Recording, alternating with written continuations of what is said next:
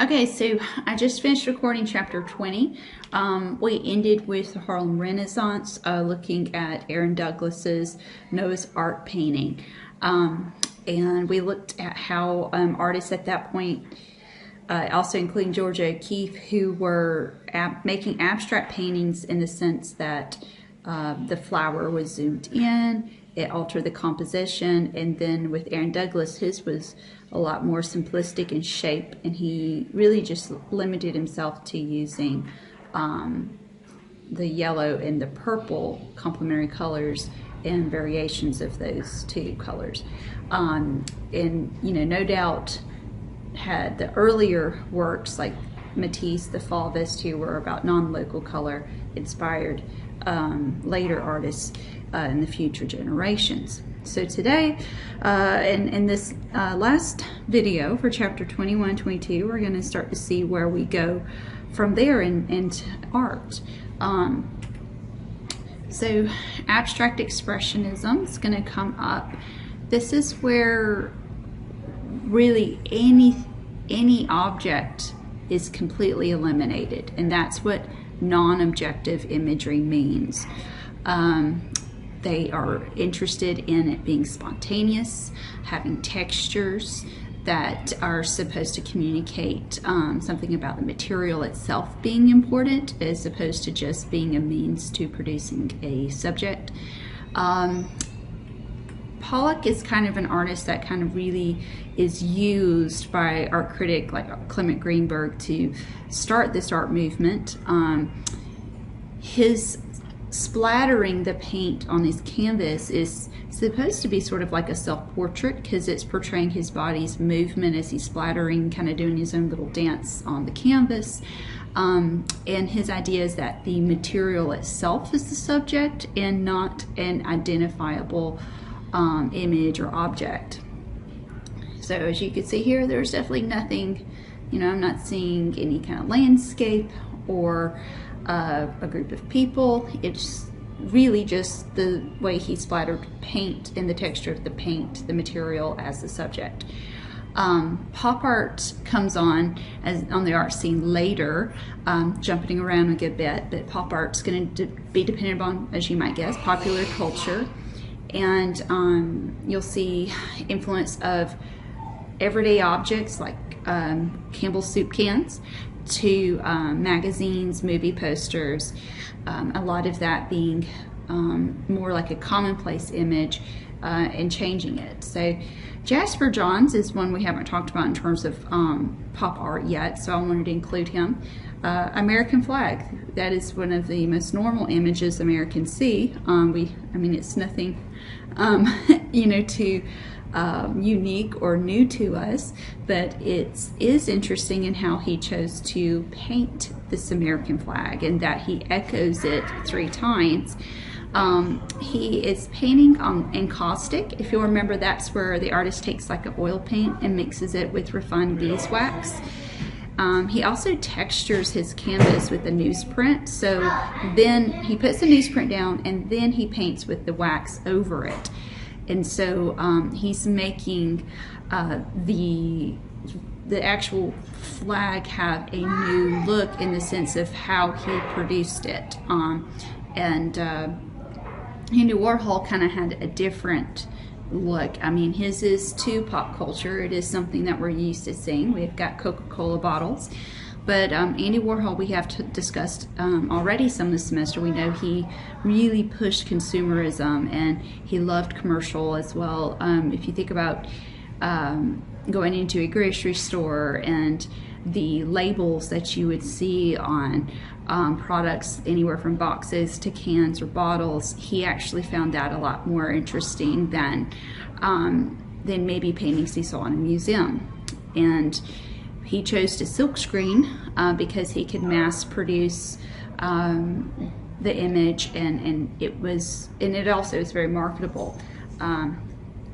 Now, conceptual art's going to really get away from everything we've looked at almost. I think some of the Dada might be similar to this, but conceptual art, it's really going to assert the idea over the actual object. And so when we look at this, this is really it's a photographic silk screen, so it's a very inexpensive material. I mean, cheaper than silk screen, a regular silk screen, almost like a newspaper, I guess, if you will. So the material itself is not valuable or costly, and so that takes us away from like if we're relating this to maybe an oil painting or I don't know, ceramic art. This is itself is not what makes it valuable. It's the concept behind the image, and the concept is she took a Norman Rockwell image where we see this young girl who's pointing at the boy's arm to say like, ooh, wow, you know, look at his muscle. And she is wanting to push him, so the female is pushing the male to be this hero. So she's not only criticizing men and how they see themselves in society in a difference from women, but also how women tend to further the idea that men have of being the hero. And a lot of her artworks have to do with roles. What is the role of a man? What is the role of a woman? Why are they separated? And this is in 1987.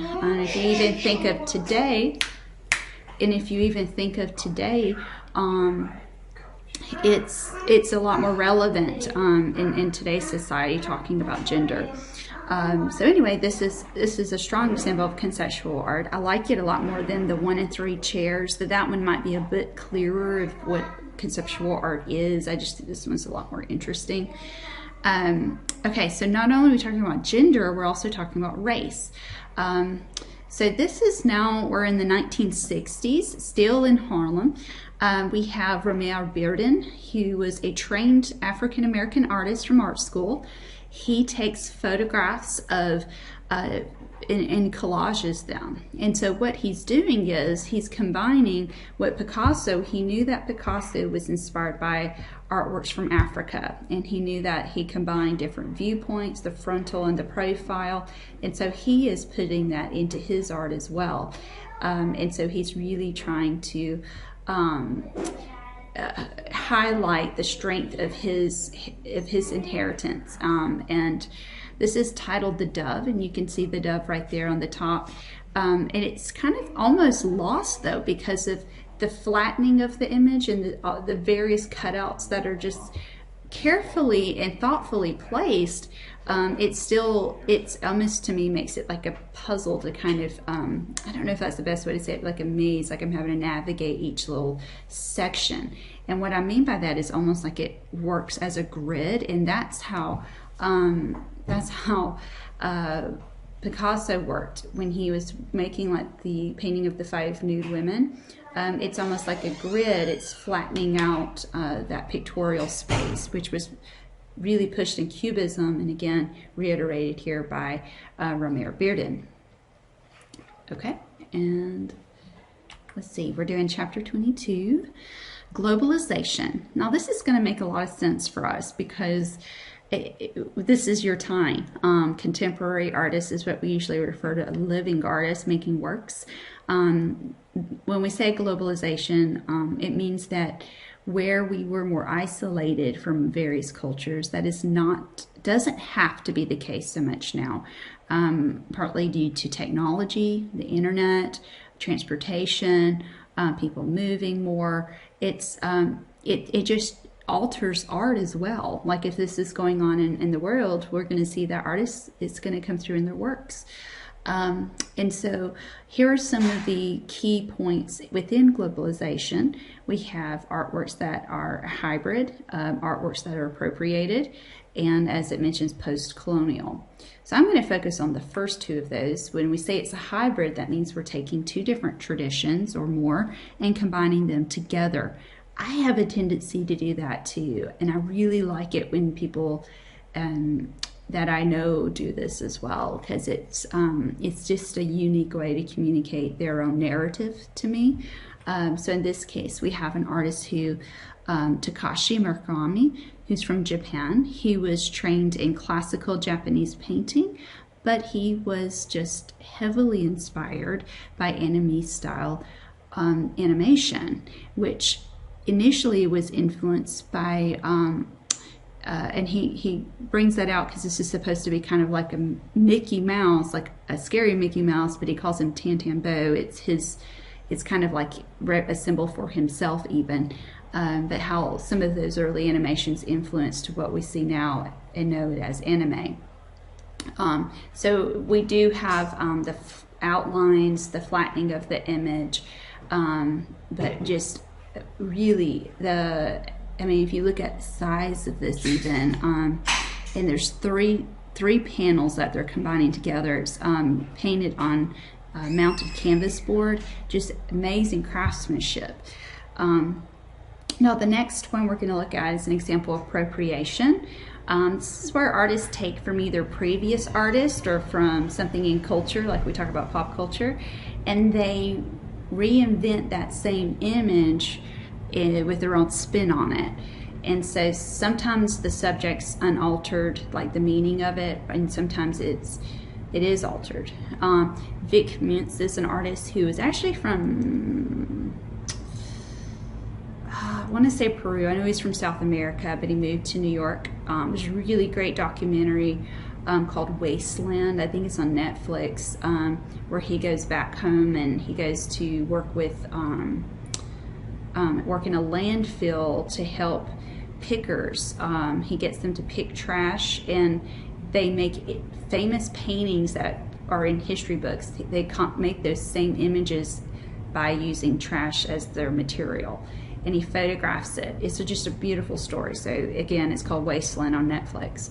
So this is one of his earlier works from the documentary I'm talking about. He has a whole series of these. They're called the Diamond Diva series, and this one is of the actress Elizabeth Taylor. The actual image of Elizabeth Taylor was originally from an Andy Warhol silkscreen print. So he appropriated the image of Miss Taylor from Andy Warhol, but instead of it being silkscreen, he uses actual diamonds, and I imagine he's doing this on a black surface. And what he does is he uses these materials and then he photographs it and he exhibits the photograph. And a lot of people believe that probably what he's saying is the diamonds, I can't help but think it's a little more, he gets a little bit, because he has such a high moral purpose in his artwork, so I kind of think it's more than what your book is going to say.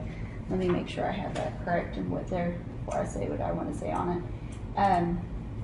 Okay, it says that this conspicuous value of the diamonds in the rendering suggests a connection between the actor and the monetary worth of the producers and the box office returns.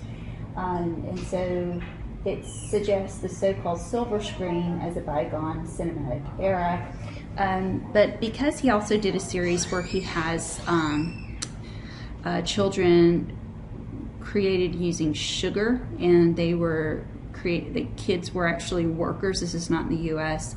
The materials usually have to do with some sort of social or humanitarian purpose. So I guess I shouldn't jump to too many conclusions, but the diamond market being from Africa, I don't know, I feel like somehow he is going to connect that to this. And sometimes he explains that in his works, and sometimes he just leaves it up to the viewer. He's a great artist for you to check out. Okay, and that's it.